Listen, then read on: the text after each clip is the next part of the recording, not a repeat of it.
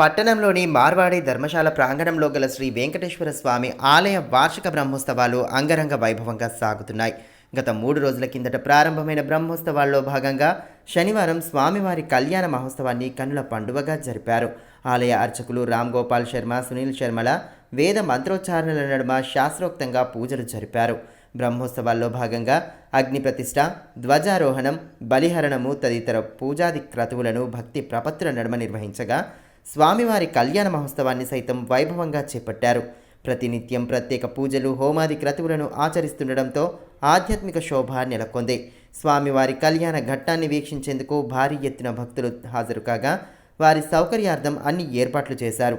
వేద మంత్రోచ్చారణల నడుమ సాగిన కళ్యాణ మహోత్సవాన్ని భక్తులు కనులారా వీక్షించి పునీతులయ్యారు.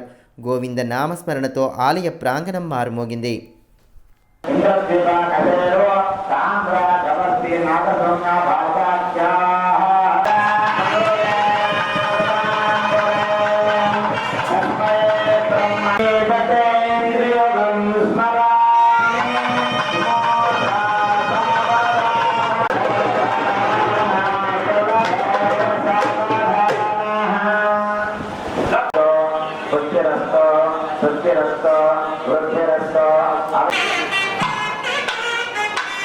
వైభవాన్ని మన ధర్మశాలలో తిలకించాం.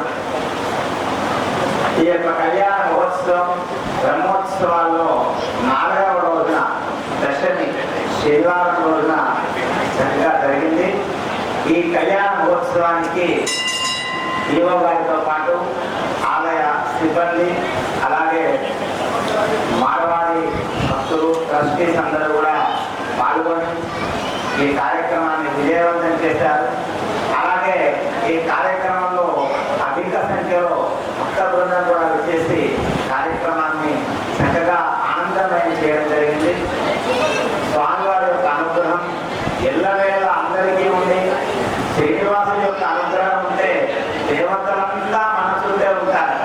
శ్రీనివాసుడు వద్దంటే ఏ భగవంతుడు మనకు తోడరాడట. అందుకని వైకుంఠుడని ఆయన పేరు.